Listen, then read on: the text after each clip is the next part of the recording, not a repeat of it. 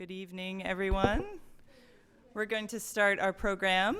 I'm Christine Rosen. I'm a Future Tense Fellow here. And for those of you who don't know about Future Tense, we're a partnership with the New America Foundation and Arizona State University and Slate Magazine. The partnership explores emerging technologies and their transformative effects on society and on public policy. So one of the things that we do at Future Tense are these kind of events where we invite authors of books or we screen movies and we then open it up to discussion, both here and in our offices in New York City. You can follow the conversation tonight with the hashtag #AlgorithmsWant. You can also follow Future Tense on Twitter at FutureTenseNow.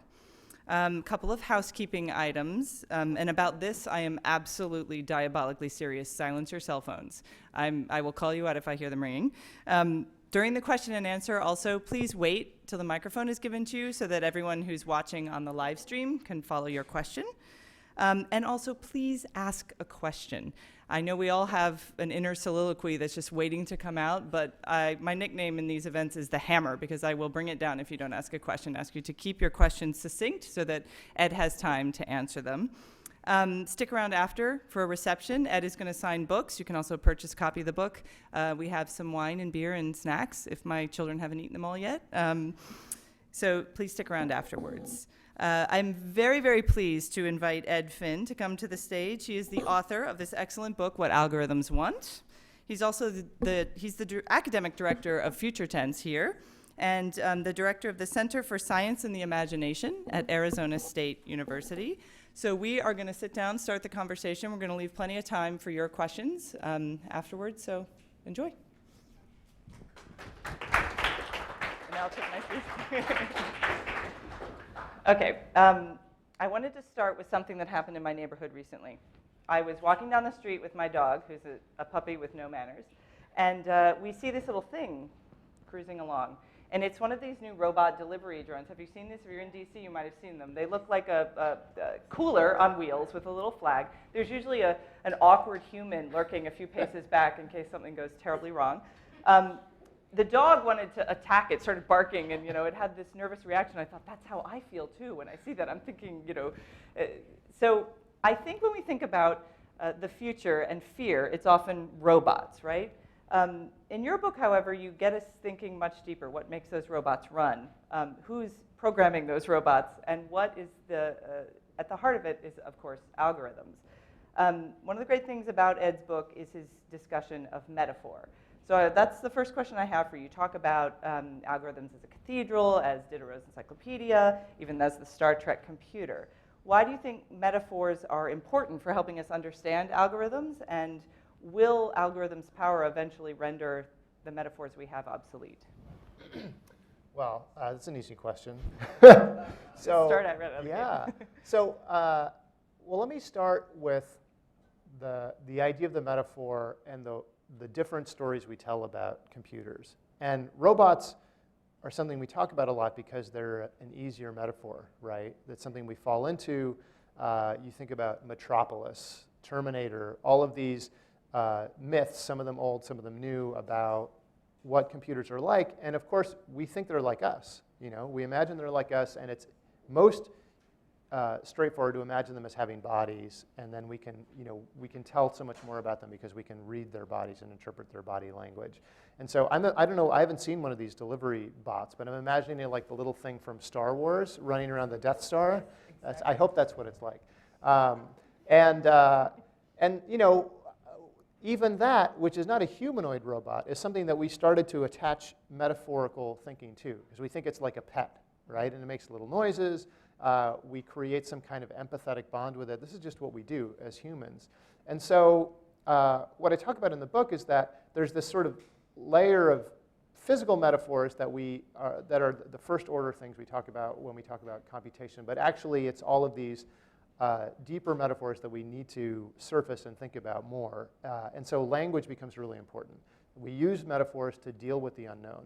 When we're confronted with some strange new thing, we have to fall back on our words. We have to fall back on our analogies. And we're always trying to extrapolate or find some kind of relationship between this odd new thing and the things we already know about. So yeah, I talk about the cathedral as one of these metaphors. And you actually see people talking a lot about software as a kind of cathedral.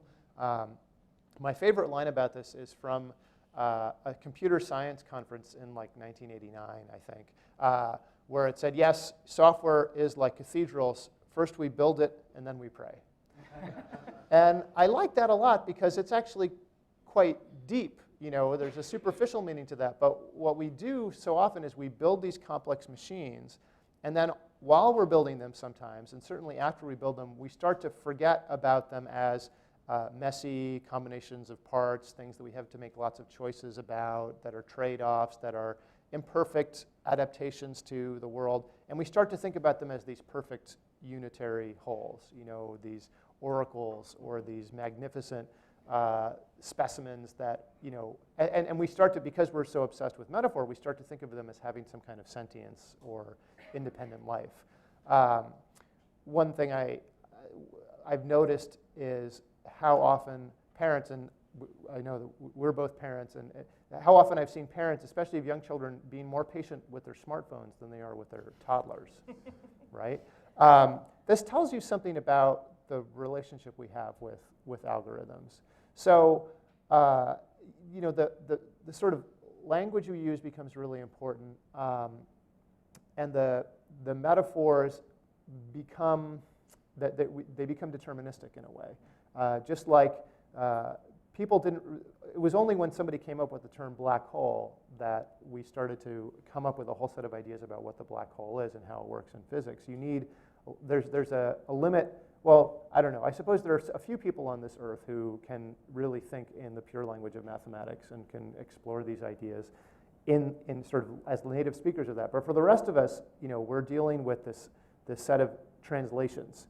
And I think we're in a similar space right now with computation and all of the things that are happening in the world of computation. We have a lot of translations back into human language, analogies and metaphors for what we think is going on. And in a lot of ways, what my book is about is trying to call that out and recognize the places where that's diverging. You mentioned the oracle, and I think there's also, at least I believe, a bit of a divergence between how algorithms are promoted and marketed by the tech companies that use them, sell them to us, I should say. So you have this sort of, you know, oh, it's the Oracle at Delphi, right? But, you know, then you have critics, I would count myself among them, who think, actually, it's about like a magic 8-ball. You know, they go wrong. I mean, everyone knows, remember Microsoft's Tay, which you use as one of the examples in the book, who went berserk and started spouting racist, horrible things when you know, its machine intelligence was supposed to learn from us, and it clearly learned from us. I think that one of the things that your book does really well is remind us, which we shouldn't need reminding, but we do, that these algorithms are now measuring things that used to be immeasurable, right? So we've always had a network of friends, but now it's quantified on Facebook in such a way that not only does it accrue massive profits to Facebook and they own that information, but you know, we send a different signal to our social network because we're on Facebook or if we're not on Facebook, and our value as friends is measured in this new way thanks to these algorithms. So. But as we know, humans are involved, right? So Facebook's newsfeed used to be edited by human beings, and then there was this controversy about whether or not it was politically discriminating largely against conservative news. So Facebook said, well, we've got the solution to this, right? We'll just put an algorithm on the problem, right? It's neutral. And so what happened is that then, right, the algorithm couldn't distinguish between real and fake news. I thought that was an excellent example of the challenges, the human challenges embedded in these things that we want to be neutral but aren't. So that brings me to the humanities part of your argument. Why are the humanities still crucial in an algorithm-driven world? So there are so many things I want to say here. I'm just going to say them all because I can. You can. You're the author of the book. That's right. So first, I want to start with Facebook, and I guess it all ties together. So when you think about the role of the humanities, one observation that I've had over the past decade is that if you think about how we define ourselves, in a large part it's by communicating with other human beings and sort of measuring ourselves, comparing ourselves to the world. It's by reading and writing. And the ways that we're doing all of those things, the ways that we are reading and writing are fundamentally different now. We're using computers to do a lot of our thinking for us. So many of our questions about the world now start with a Google search, right? A huge percentage if you think about it. If you think about what kind of a history of your intellectual life could be traced just by looking at the things you've looked for on search engines online. Dear God, that's right? terrifying. But it's there, and actually you can all go find it because Google lets you go and find your search history, including every little snippet of audio that Google has recorded of you thinking that you were asking it some kind of question. So go explore that sometime, maybe with a glass of wine.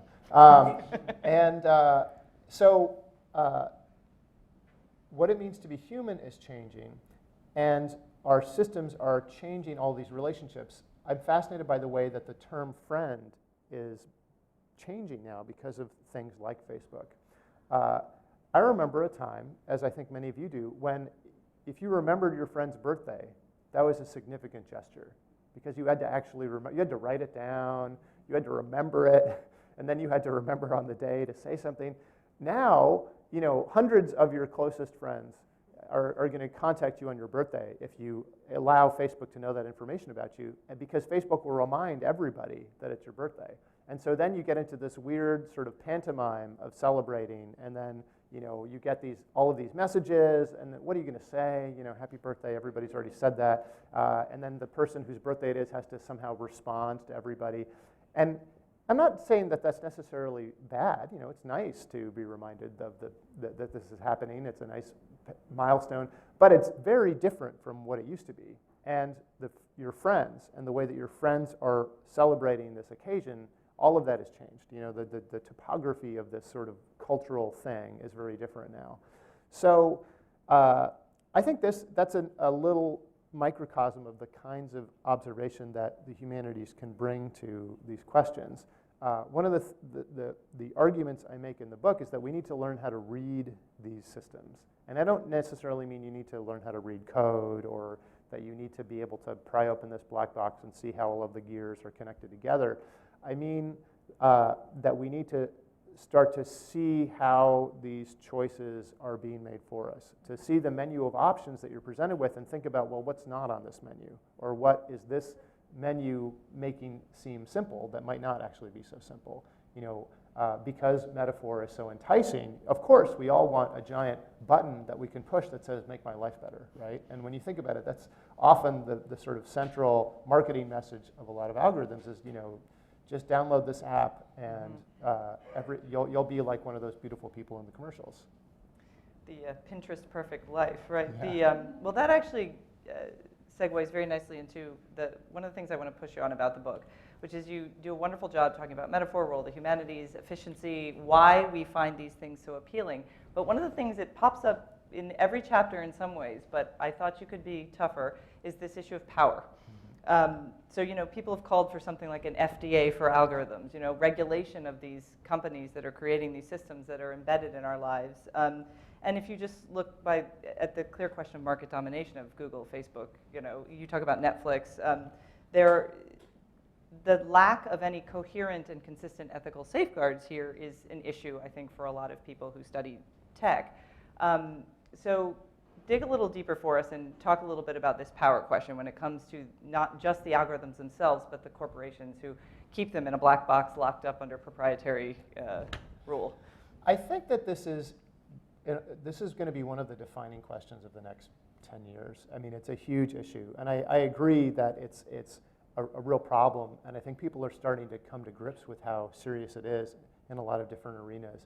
I think, to be in a charitable frame of mind, a lot of the people who created some of these incredibly powerful systems didn't realize how much power they were really accruing. I don't think that they thought of it beyond technical success. A system like even Netflix, which is not, nobody's sort of out there protesting in the streets because of Netflix, but they did, right? Facebook, right? People called it the Facebook revolution, the Arab Spring.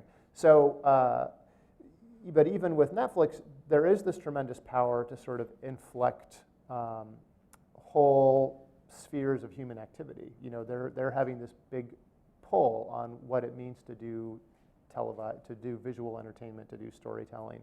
The business models are changing. So I think that we're going to have to grapple with that more and more. And it's not surprising. I think the reason we're here is because of the collision course between the way that technology works and the way that society works. In technology, there's this idea of the power law. The first person to, in a space where networks are dominant, the first person to become a big hub and to effectively solve whatever the problem is always going to have an advantage over anyone who comes along later. And the system naturally gravitates towards a kind of a monopoly or a small set of big players and then a long tail of everybody else. And when you have that kind of a model, technically it's great because Google knows about where all of your friends live, and Google knows what you want to buy, and Google knows what you can search your photos now with Google for. I had a friend recently search her photo archive for roller derby, and Google, the algorithm was very effective at pulling up the pictures that she was looking for that were roller derby photos. So there are benefits to having this kind of deep index of your life, but that brings a lot of responsibilities with it. And I don't think we've yet come to grips with that collectively. And I think that you're starting to see a lot of the tech companies wrestle with that now. I think that the election was a really interesting watershed for that. And you saw how Mark Zuckerberg and Facebook were trying to grapple with the accusation that actually fake news was their fault, right? Okay. I'm intrigued to see how that starts to play out. I was reading recently about Google having a partnership with the National Health Service in the UK and trying to adopting the notion of the blockchain, which is really just sort of for the purposes of this, it's just a way of, in a distributed way, keeping track of stuff, keeping track of a history of objects in a sort of chain of custody almost.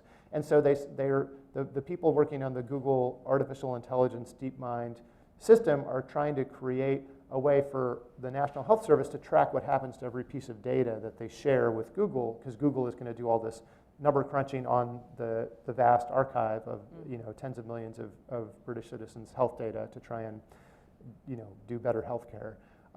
And so I thought that was interesting because that's the first time I know of where a really big league, cutting edge technology initiative is from the beginning trying to build in a sort of core set of transparency rules to say, well, we're not going to show you how our magical algorithm works, but we're going to let you follow all of your information around.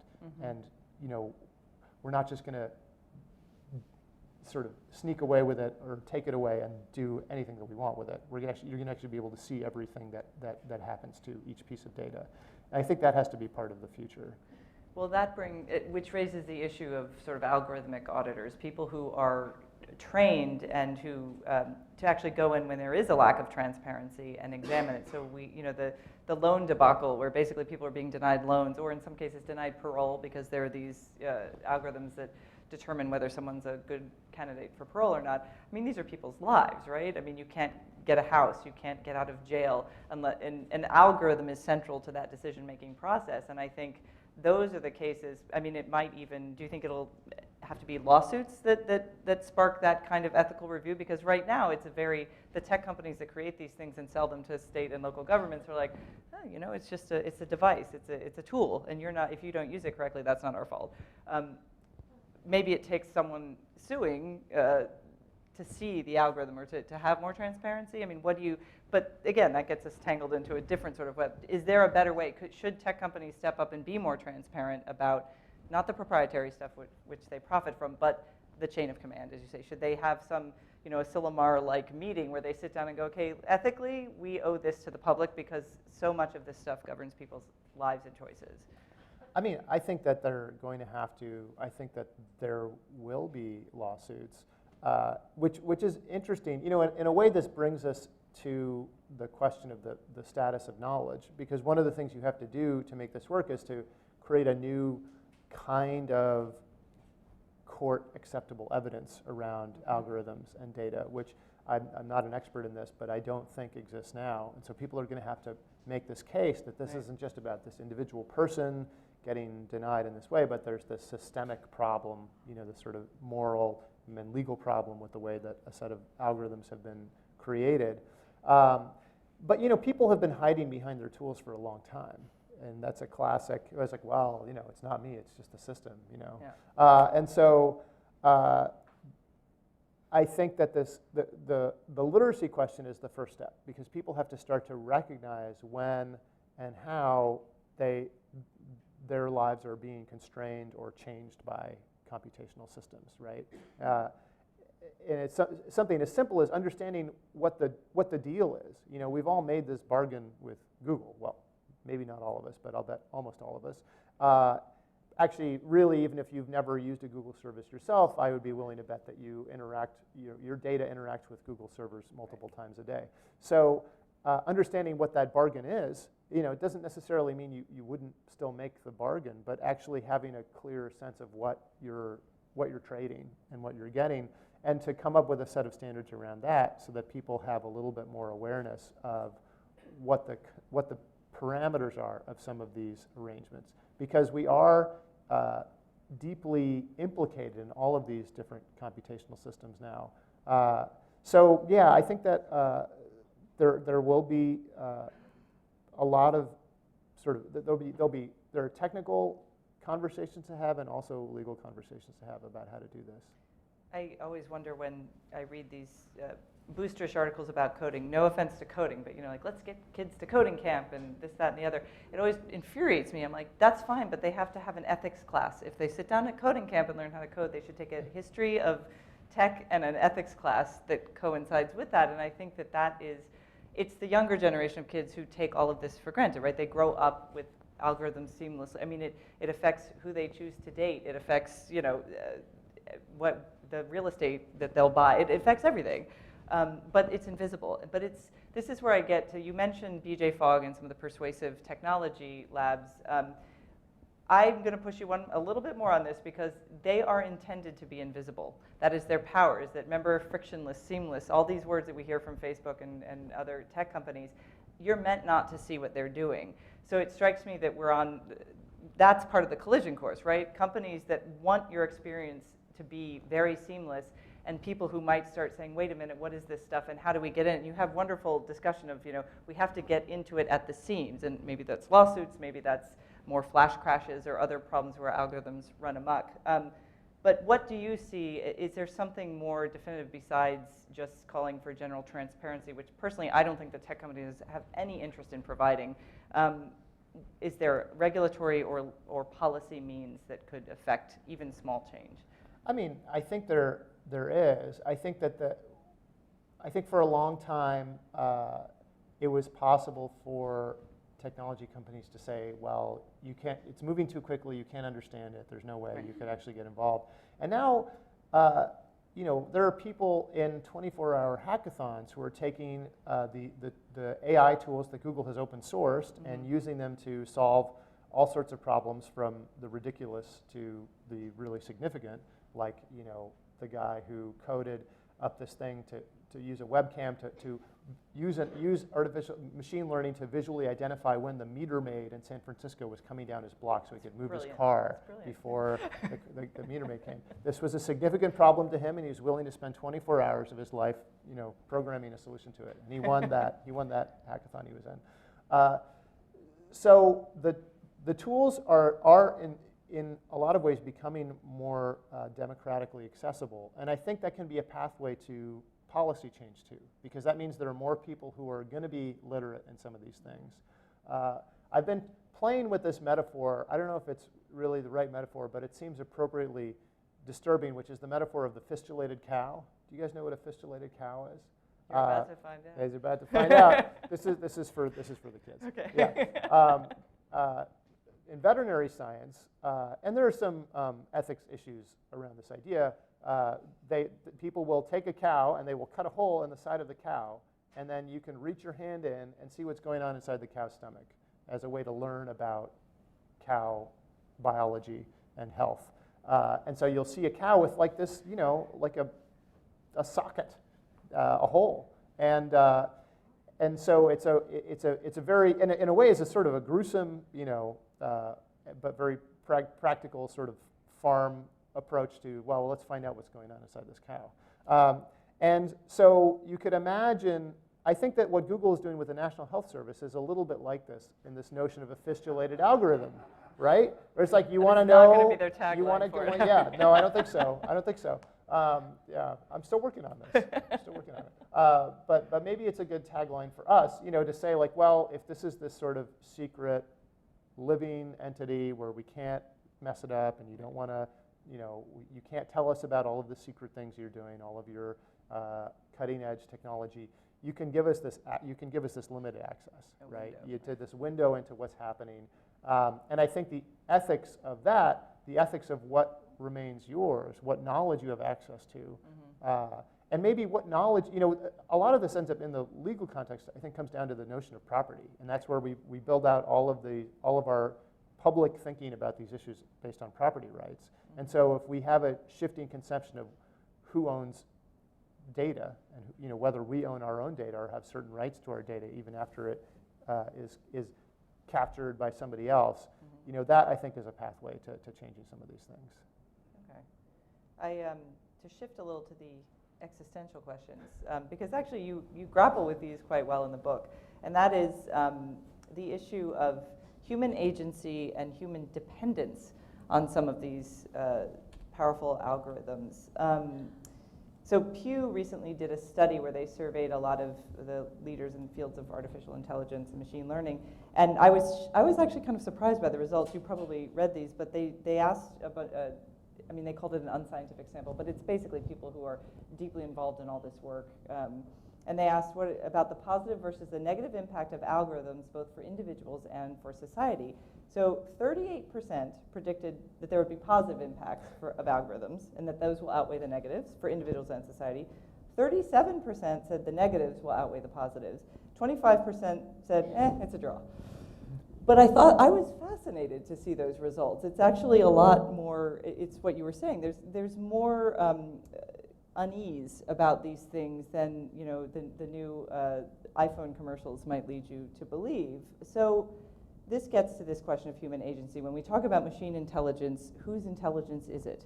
When we talk about human dependence on machine learning, it's not just the little local news snippets of yet another person driving into someone's pasture because they followed their GPS blindly. Do you think we're actually adequately prepared, either from a humanities background or from an ethics background, to deal with this question of agency? Are we going to be outsourcing our rational instincts too much before we get to the point where we're asking the right questions about the power of these algorithms? I think it's a real concern. I think that also realistically, there's no unringing this bell. We're going forward. This computational transformation is happening, and so we need to find a way to ride the wave rather than just falling into it. So the thing I find really interesting, and again, this is really kind of a humanities thing, is how is the horizon of our thought being changed by computation? We've all heard of the filter bubble, this notion that algorithms are pre-editing all the information that you might get before you even have a chance to decide whether you're going to pay attention to it yourself. And that's very powerful and it's very real. And so it's not so much the conscious decisions when we decide to follow the GPS directions. It's the unwitting choices that are being made where, if you think about Google, just take Google and Facebook, which many, many people use, they have a tremendous power in shaping, not just the things you're thinking about in the immediate context of your mind and your consciousness, but just sort of the periphery of everything else that you know exists. And remembering that there are things that Google doesn't know, right? This is especially important, I think, for young people. For my students, I talk about this. There are things that Google doesn't know. If you Google and it doesn't exist, that doesn't necessarily mean that it never happened or it's not possible, I think we have that needs to become part of some sort of a core ethics curriculum as a sort of a baseline, that the status of knowledge, does change when we're increasingly reliant on these systems. So you don't believe that absolute algorithmic power corrupts absolutely? No? Gosh. Well, so, I think that I'd like to be an optimist. I'm professionally obligated to be an optimist. I would like to be. Yeah. So here's what I'd like to think about is how we can become better collaborators with computation, and real collaboration involves a knowing exchange, right? It involves a conscious choice or set of choices to cede some kinds of agency, and you get other things in return. And great partnerships are always like that, right? They involve trust. They involve empathy. These things that are not, just about the transfer of information, but other aspects of our consciousness and our sense of identity. So I'm intrigued by the fact that so-called centaurs, human chess players who work with computers, can beat both the best human chess players and the best AI chess players, right? That the combination of the human and the machine together is more powerful than just the machine on its own or just the human. I think you see that in a lot of different art forms and practices today that we're all, the people who are successful are using different technologies to empower their work and to do more than they could do before. But we also have to think about how the work is changing. I mean, if you're a photographer, you've been through like 5 revolutions in the past 30 years just from digital technologies transforming what it means to be a photographer. And another thing I'm thinking about now is that this also raises the stakes for excellence and beauty and aesthetics. If everybody has a camera that they're carrying, a pretty nice camera that they're carrying all the time, and I don't know if you've noticed this, but if you have a recent model smartphone, not only does it take nice pictures, but as soon as you take the picture, it silently corrects your photograph and makes it just a little bit better. And so, there's an auto-tune for every art in our future, and I'm interested in what that does when the baseline, the basic level of creativity or the basic level of craft, let's call it, artistic craft, is rising.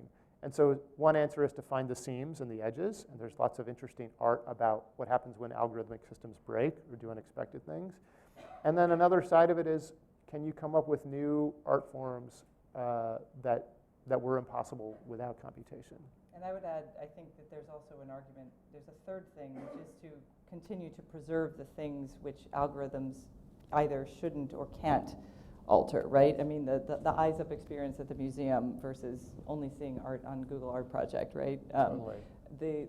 Those are the things that I think, because they can't be quantified, we're losing some of those and we don't notice it till it's missing.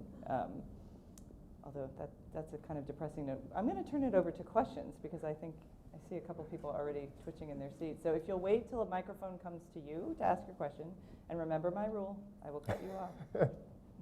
She's not kidding. I'm the hammer. So just raise your hand and we'll get a microphone to you if you would like to ask a question. Where is the microphone? I don't know. It's coming. Sorry. Thanks. Jumped again on the microphone.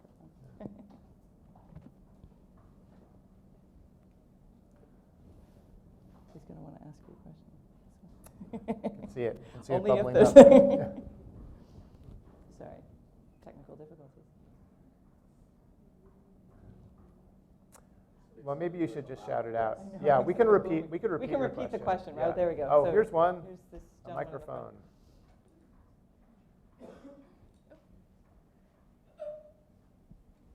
Hello, sorry if I repeat something in your book. I haven't got to read it yet.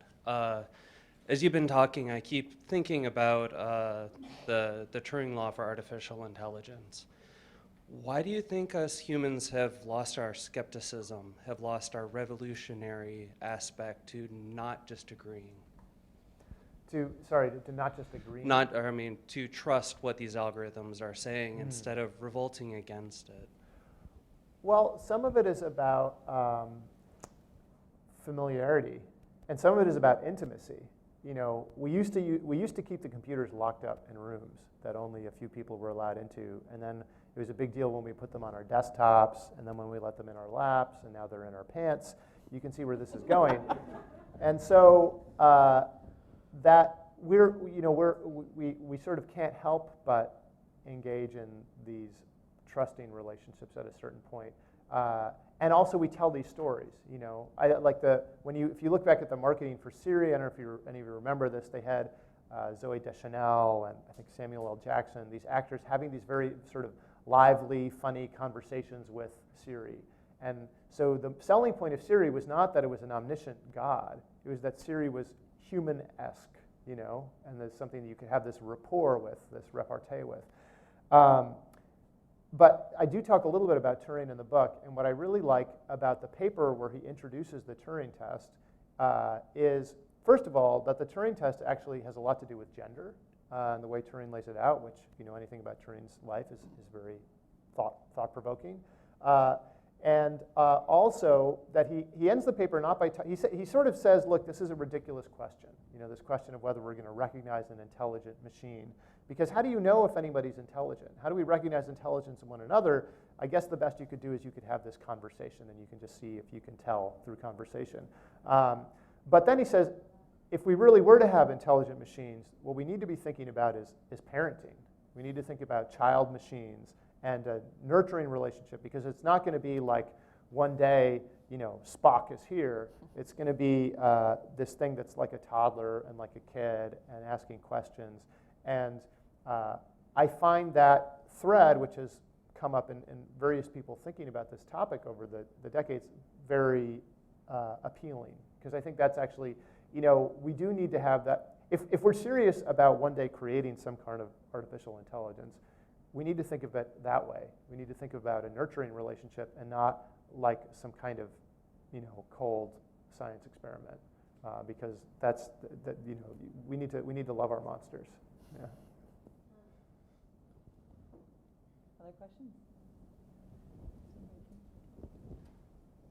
Hi, thank you for a great talk. Do you think we tend to glorify what decisions looked like pre-algorithms, right? Like people making them with all the behavioral and various cognitive challenges that we have? And then secondly, do you think that given those kind of pros and cons of the data that we're sharing, given a full transparent look at that, do you think people actually will make different decisions than they're currently making? So, of course we glorify the past. We do that all the time, and we are very good at selectively editing the past into the stories that we want to tell. I think that's a large sort of a big part of the machinery of what it is to be human, is to actually edit out most of the information and come up with a compelling story that sounds right to us. And so, in a way that bears on the second part of your question too, we're always going to edit out, we're always going to throw out a lot of the information that we don't like. There's a long list of cognitive biases, and we do have to pay attention to them. I think that I'd like to hope that we can learn to make better decisions. I worked on this science fiction project a couple of years ago with somebody who imagined algorithms as a big collective decision support framework to help people make better decisions. And his one-liner about it was, we imagine all sorts of new technologies in the future, but we still think it's going to be Captain Kirk in his chair making the gut call, right? And clearly, that's not the right way to do it. And so there must be ways to improve on our decision making. But I think it's going to require, getting back to the first question, a kind of trust, right? And also a kind of literacy because you can present people with all the data in the world right now, but if they don't know how to interpret it, it's useless. And I think that's a stage we're in right now. We're sort of drowning in data, and we don't have very many good tools for moving from the data to analysis to a decision.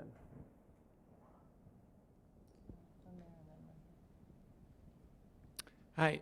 So I'm interested to hear your thoughts on if you think there are some domains of society or of life that will resist algorithms in some way, that will remain fully sort of human endeavors. And yeah, I just sort of like to hear your thoughts on that. I think that the places where it's sort of most possible, most compelling to resist, what I think of as the thickening layer of computation. You've heard the phrase ubiquitous computation. I feel like there's this layer of computation everywhere, and it's the screens and data are sort of popping up as interfaces between us and the world in all sorts of places. So I think that live human interaction and live performance is one of the places where there will always be a place for unmediated live performance.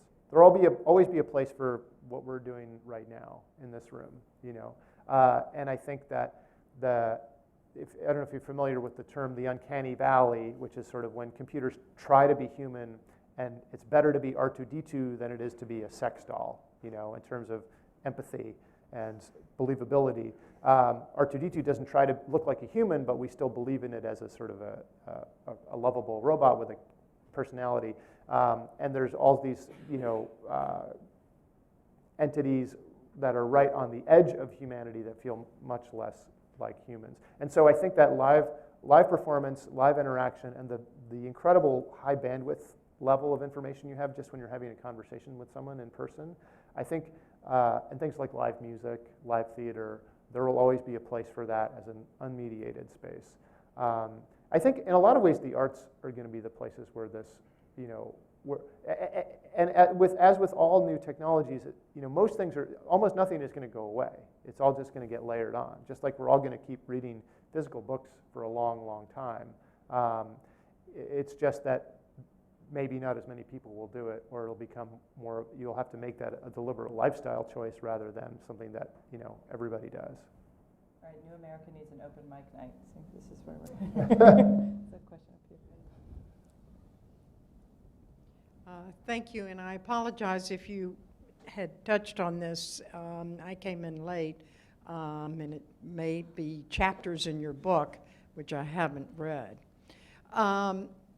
But I wonder if you would share with us your thinking on what difference it makes if females are not participating in the creation of algorithms on top of algorithms on top of algorithms in a proportionate to the population.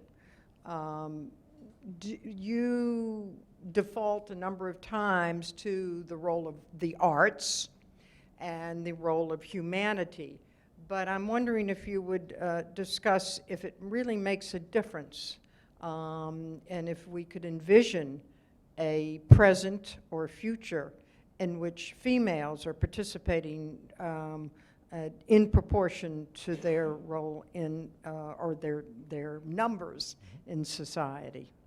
I think it's extremely important, and I think that it's clear that there's a tremendous problem in Silicon Valley today and in a lot of STEM fields with gender imbalance. And I think that there's a very clear, on a basic level, it's obvious why this is a problem, because algorithms are made by people and they reflect the conscious and unconscious biases of the people who make them in many different ways. And so if the group of people who's making most of this stuff is not representative of a broader society, that can be a problem. And it's also a problem when it's just a small group of people who are making decisions that impact billions of people, which in some cases is happening every day. And so I think though that notion of diversity, and I would include other forms of diversity as well as gender, but I think gender is really important, I think we're at a stage now where a lot of, at least the sort of big name technology companies have realized this is a problem. Some of them are doing a better job of trying to deal with it than others. But it's hugely important. And for me, I think every little girl and every little boy should be learning something about how these systems work, not because they should necessarily be expected to go off and start programming algorithms themselves, but just to become citizens, members of a civic society, because this is a new kind of literacy that is about ethics as much as it is about technology. How would the present or future be any different? Oh, well, I think that's a really good question. I think that we would probably see a different range of platforms and services. I think the kinds of startups would be different. I used the example of the guy who was programming his, the camera to spot the meter maid. Maybe, and this is just one data point, right? But you could, what would a really talented woman who had, that guy was clearly on some trajectory and he was very good at what he was doing. If there were more women who were just like him, would they have chosen different problems to work on? And what would those problems be? So I think that it's still a very open space, and the technology is moving quickly enough that really it is still true that a small group of people can come up with an idea that changes the world. And so, I think that we need to make sure that those doors are open so that all of the small groups of people are not 20-something guys living in Silicon Valley in shipping containers. Yeah, and I do think that's happening. I actually see a lot of focus, some from big technology companies and from elsewhere, to bring more diversity into the pipeline. Yeah, I mean, I wish I could say this is exactly what the world would be like, but I think the point is we don't know and we need to find out. And not just gender diversity, but economic and class diversity. A lot of the things that I think people are suddenly aware of post-election, that, oh, wow, there's a whole other world out there of people who have different perspectives than we do. So, and I think the tech space is very much an elite space if you look at it from a socioeconomic perspective, too.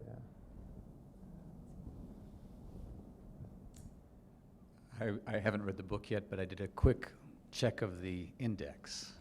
And it's always the best. That's a Washington thing. The best way to do it. Yeah. Under D, it goes straight from data mining to decision making, and it doesn't include dating sites. There is one reference to Tinder, but I'm just curious why you didn't spend more time looking at eHarmony and OkCupid and the algorithms that have actually changed people's life. You would be an optimist if you'd done that. But there have been a number of books on the algorithms behind those sites and how they're set up and what we can learn from that.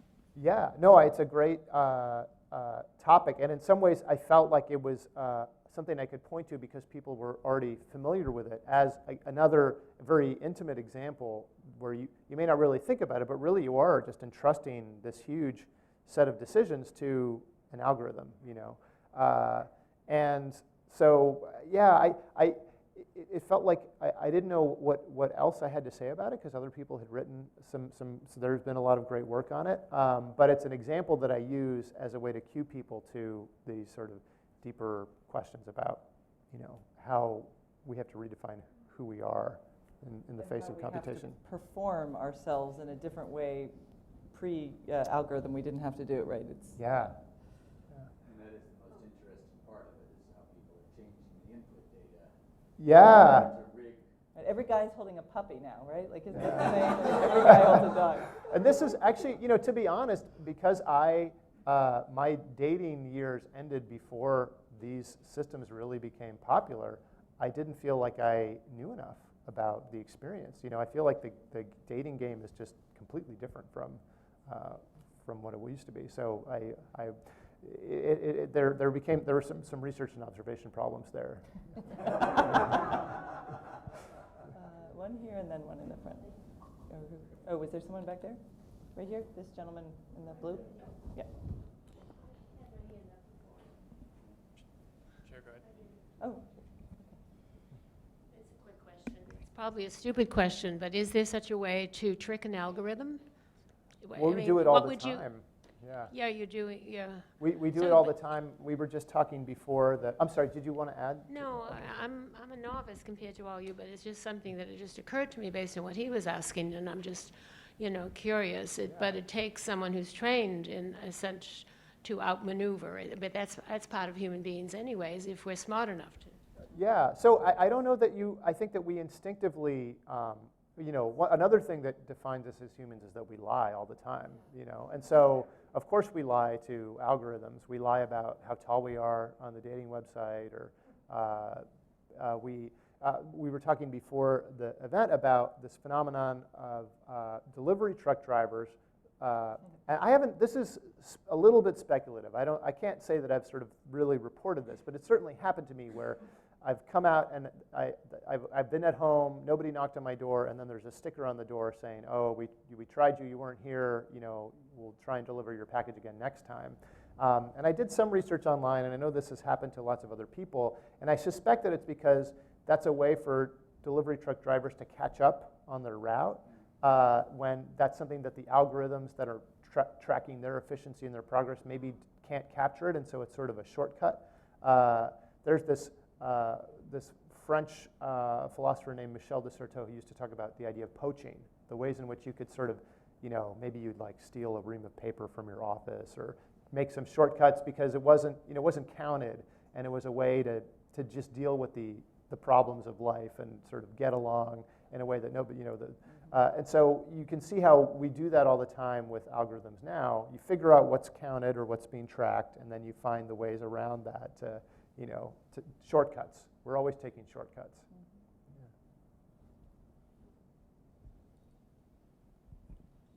Sorry, I was still writing down my question, so I didn't quite have it. But I guess it returns back to the idea of diversity, and I guess the economic part of it, of bringing up your point of saying kind of being first has a great advantage to it, and because creating algorithms requires such a high level of education and competency in these fields, do we see algorithms as having a potential of being kind of inclusive or democratizing technologies, or are they going to be more concentrating to those who are creating them? And do we need to be confronting this dilemma of kind of ownership around algorithms and their impacts? I think that there's a tremendous opportunity to do that. There's no technical reason that so many of our systems need to be giant funnels accumulating wealth into a pyramid shape. You could just as easily create systems that empower people to take collective action or do other kinds of things and that could be collective financial stuff as well, right? And so I think that there are obvious financial reasons why it's worked out the way it has, but technologically, there's no reason that it has to be that way. And I hope maybe this is another answer to your question about how the world might be different. I think that there is potential for some of those alternative systems to come into play. And I think it does. One of the ways that this can happen is as the sort of the layer of computation continues to bring more people into across the digital divide and into regular access with different kinds of networks. And those people are not probably the ones you're trying to sell a car to. They're people who have only just crossed that divide because they are more marginalized. They're less included. But if we can be effective at democratizing access to the tools to build and to create new algorithms, new platforms and systems, then maybe people will come up with ways to broaden to flatten out the power structure as well. I think that this is something you see in different arenas in journalism. There's been a lot of focus on creating tools for people to report on police brutality, to report on protests, to create encrypted and secure communication systems. The Open Technology Institute here works on some stuff like that. So I think there are prospects. But in a lot of ways, it depends on all of us thinking of ourselves not so much as consumers, but as participants in this digital culture that we're all building together.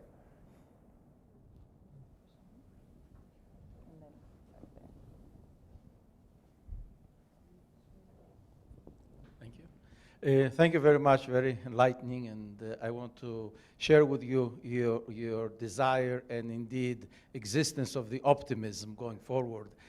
I think that it's a big thing not to just juxtapose artificial intelligence, broadly speaking, versus human intelligence, or lack thereof, broadly speaking, sometimes. But too often I find ourselves juxtaposing the two and arguing which one is better, and use the human sort of like aspect as being a metric.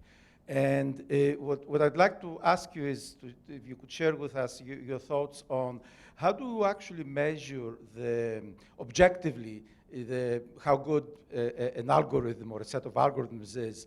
And one example that comes to mind that you perhaps could use as a proxy for this is self-driving cars and the accident rate in those versus the accidents that inevitably happen with traditional way of driving cars. Yeah. So the only way we can measure these kinds of intelligence is through these specific quantifiable objective tests, right? So we can tell if a self-driving car is doing a good job as a self-driving car. We can measure the accident rates and things like that. But actually, I really like that example because it's much harder to measure its effectiveness against a human driver compared to something like chess, right? Where there was sort of a set of clear measurements where at a certain point computers were better at chess than humans were, or Go, the game of Go recently, as last year that happened. So what I find interesting is the notion that it's not really about intelligence, it's about this kind of performance and culture, and driving is like that too. And you can imagine a future where people are going to pay more for the self-driving car that's slightly better at cutting off the other self-driving cars so that they can get a little bit ahead in the line, right? The aggressive Yeah, or some people will want the Volvo of self-driving cars that's more safe and secure, right? That until all the cars are self-driving cars, and you could imagine something that's like a totally sort of monochrome space where everybody's following the same rules. There's going to be a lot of messiness and even when that happens, even if every car on the road is an autonomous vehicle, they're still going to be interacting with pedestrians, and the rules for self-driving cars in New York might be different from the rules for self-driving cars in Rome, right? Or I guess it would be sort of a sad thing if they weren't, that these cultural differences didn't somehow get reflected. So I think that there will always be this space of ambiguity between what we might think of as measures of objective performance and the way that that performance takes place in the real world, and all of the different modifications and tweaks and course corrections that have to happen once you take one of these computational systems and you actually drop it into real life. So I don't know if that quite answers your question, but I think that we're increasingly starting to see autonomous systems that are performing in conjunction or in collaboration with humans. And that, I think, is where it gets interesting. And we might one day think of autonomous vehicles not so much like human-level intellects, but we might think of them like horses, or some other kind of work animal. We think so. It's another kind of intelligence, another kind of relationship. You're always assuming we're the superior intelligence there, which I like. Optimism. I think we have time for one more question. This gentleman here. Hi. I just wanted to ask about, so much of this discussion has been about consumer applications of algorithms, and sort of a lot of the relationship there is there's a easy, instant gratification. Like if you're using Instagram or a dating site, the algorithm's helping you, and then maybe down the line you're worried about privacy or whatever. What does some of the public policy and social conversations look like around something like industrial Internet of Things or other sort of factory automation where the benefit immediately is that you lose your job, and with the hope that maybe down the line society benefits? So, one thing that immediately pops into mind from Internet of Things is the question of security and technology, intellectual property laws, and the protection of access to these devices. When sometimes the devices might be very easily hackable, and so all of a sudden, somebody is taking over your nanny cam in your child's room and is communicating with your infant, which is a thing that has happened. And so the trade-offs, when you talk about that larger scale, I think end up being about, there's sort of a whole legal column, and sort of industry and profitability questions in conjunction with these other sort of ethics issues. I don't know. I think that this is actually an area that I'm very interested in and I'm working on right now, specifically in the question of AI and automation, and just starting to have some conversations about that, because I don't think there's a very clear playbook for how to grapple with those questions. I think that the problem we have, and this is, I think, something that I see a lot in policy circles, is that these ideas get distilled into a small set of vignettes or stories or exemplars that people use and wave around and say, this is what's going to happen if we don't solve this problem. And so we lose a lot of the nuance and complexity of the broader situation. And I think what we need is actually a set of better stories about what automation is going to look like and what people are going to do. What's that person going to do after he loses his factory job? What's that Uber driver going to do once her car is a robo-car? And thinking about those intermediate steps and exploring a broader possibility space is really important, because I think a lot of decisions right now we're making in a space of pretty bad information. And so that's what I think needs to change. Well, I'm afraid we're all out of time for questions, but please join me in thanking Ed for his wonderful job. And stick around, because he'll be signing books. Please buy a book and have some snacks. Yeah, thanks.